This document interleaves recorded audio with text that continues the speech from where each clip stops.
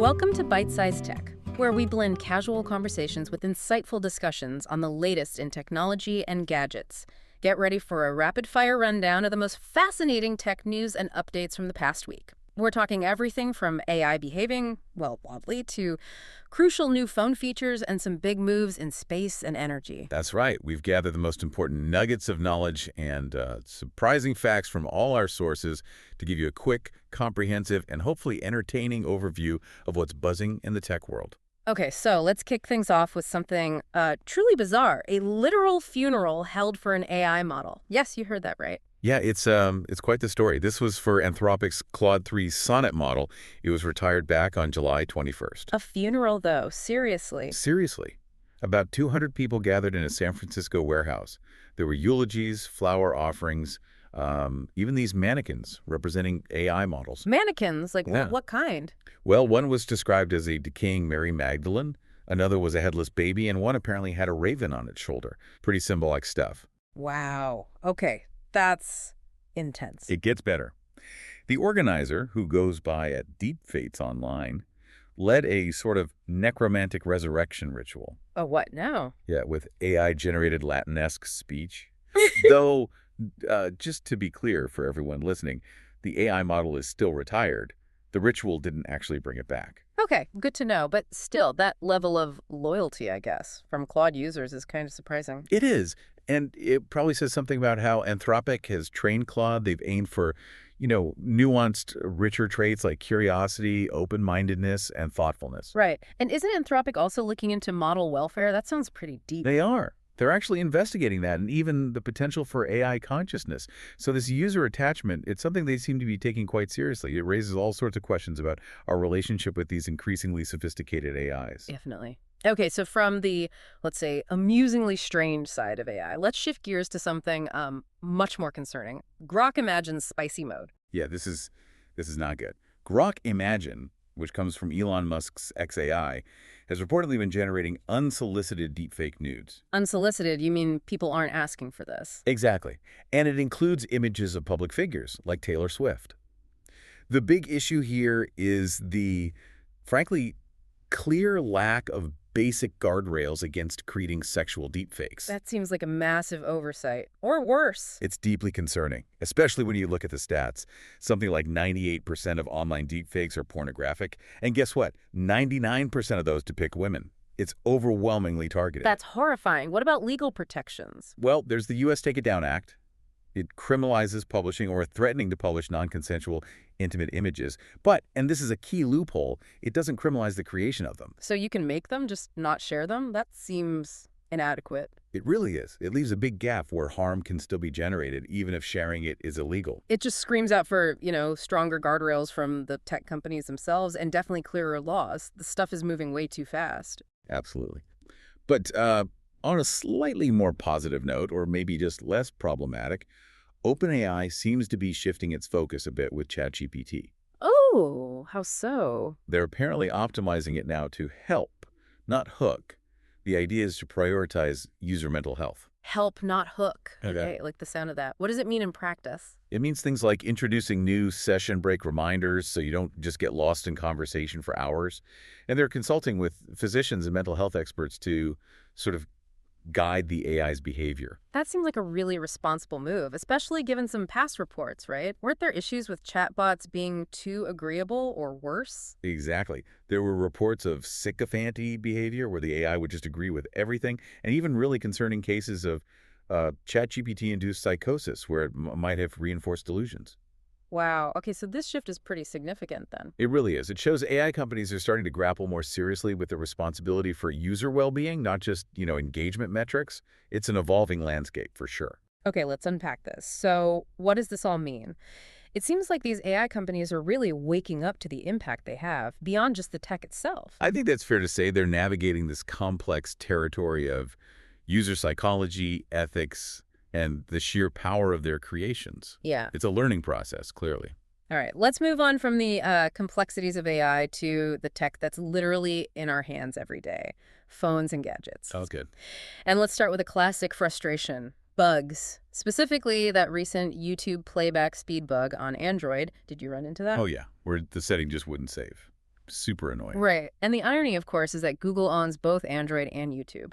Meanwhile, iOS users were apparently fine. Yeah, the joys of integrated ecosystems sometimes. But on a more serious Android note, there's important security news. Okay, what's up? Google's August security update. Well, technically it's for August 2025 patches, but rolling out now it fixes 2 high-severity Qualcomm bugs. Okay. And the key thing is, hackers were actively exploiting these. Actively exploiting? That sounds bad. What could they do? These flaws, CVE 2025-21479 and CVE 2025-27girl38, could lead to memory corruption. Basically messing with the graphics framework and GPU drivers. It's serious stuff. So the takeaway for listeners is... Update your Android phone as soon as that patch is available. Don't delay. It's really crucial for security. Got it. Good advice. And sticking with Android, there's an upcoming fix for Android 16's private space feature too, right? Making it easier to use. Yeah, right now moving files into that secure area is apparently a bit clunky, but they're adding a simple add button. Makes sense. It'll let you copy or move files directly. Though there are some limits, 100 files or 2 GB at a time, it seems. Still, a nice quality of life improvement. Definitely. Okay, switching teams now. What's happening over in the Apple world? Well, the iOS 26 public beta has a neat new feature called call screening for unknown numbers. Ooh, tell me more. Spam calls are the worst. Right, so when you get a call from a number not in your contacts, you'll have an option. You can make the caller state their reason for calling. And you see it. Yep, your iPhone will transcribe what they say in real time. Or you can just punt them straight to voicemail. Nice. Is that one of those Apple Intelligence things? Actually, no. Which is good news. It means it should be available on pretty much any iPhone that can run iOS 26, like an iPhone 14 Pro, not just the newest models. That's great. Anything else cool in iOS 26? Yeah, a couple battery-related things. Yeah. There's a new low battery animation, like a little red circle radar pulse that comes out of the dynamic island. Subtle, but cool. And also some new, more detailed battery usage insights, plus an adaptive power mode that's supposed to help stretch your battery life when you need it. Apple refining that core experience again. Always iterating. Okay, what about Samsung? They always have something interesting cooking. They do. The big rumor right now is a potential trifold phone. Trifold, like folds in 2 places. Exactly. Unfolded, it might have a massive 10-inch OLED display.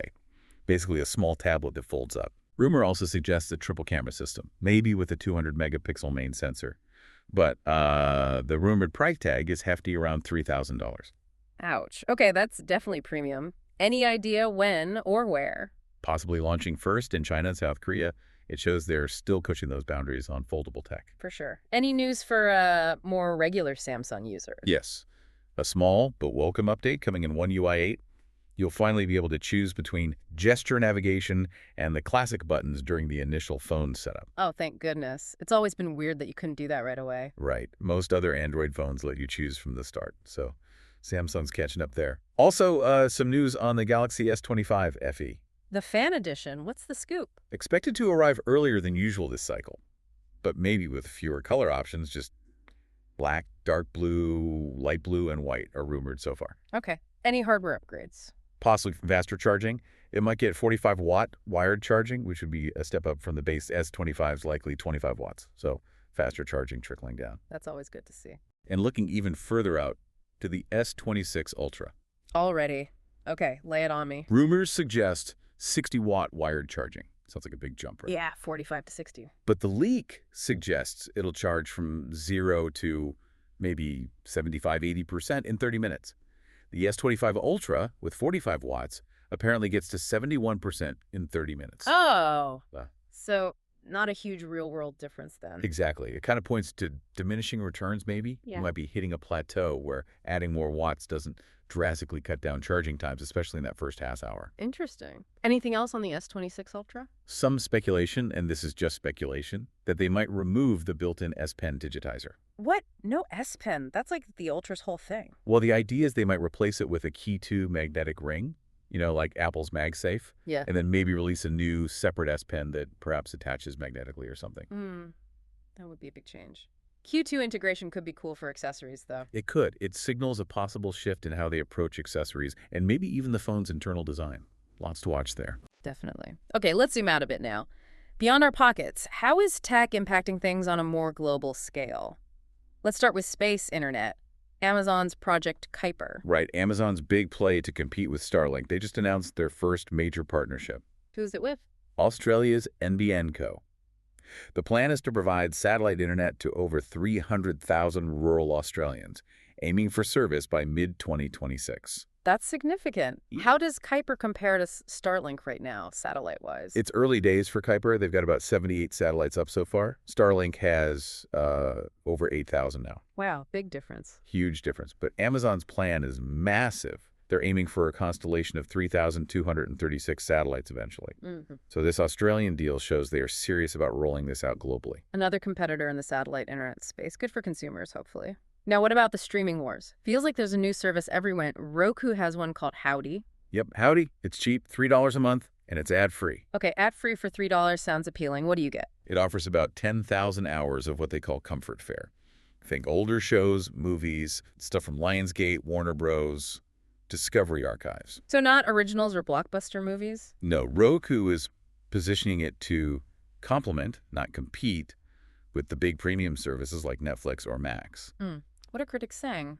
Some are seeing it as basically just the Roku channel, which is already free with ads, but without the ads. So they're questioning the value proposition. Is $3 worth it just to remove ads from that specific library when you have other free options or premium ad-free tiers elsewhere? Yeah, it seems like a tough sell in a crowded market. It really is. Finding a unique niche is getting harder and harder. And speaking of costs, Spotify is bumping up prices again, isn't it? That's right. By about $1 a month in many regions around the world.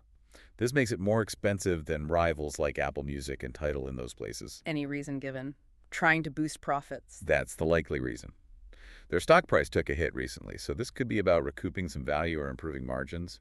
But still, no word on Spotify Hi-Fi. Still waiting. That's been promised for years now. So, prices go up, but a key feature is still missing. Tough balance. It is. It highlights that constant tension between keeping investors happy and keeping users happy, especially when competitors offer lossless audio. Right. Okay, let's pivot to something underlying a lot of this tech advancement, especially AI. The sheer amount of power it needs. Oh, yeah. The energy consumption is massive, and it's growing fast. So what does this all mean for the future? Where's that power going to come from? Well, it means the big tech players, Microsoft, Meta, Amazon, Google, they're seriously looking at nuclear energy now. Nuclear, wow, to power data centers and AI. Exactly.